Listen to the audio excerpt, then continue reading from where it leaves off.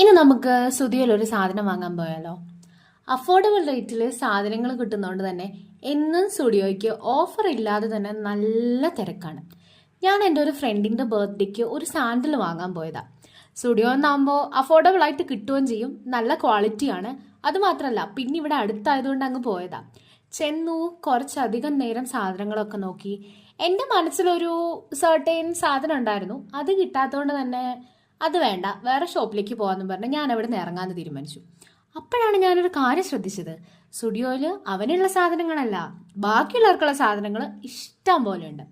അങ്ങനെ നോക്കി നടന്ന് തിരഞ്ഞ് നടന്ന് ലേഡീസിൻ്റെ കുറേ ഐറ്റംസ് കണ്ടു. നല്ല ഭംഗിയുള്ള ഡ്രസ്സുകൾ, കുറേയേറെ നെയിൽ കളേഴ്സ് ഉണ്ടായിരുന്നു. നെയിൽ പെയിൻറ്റ്സ് എനിക്ക് എന്നും ഫേവറേറ്റ്സാണ്.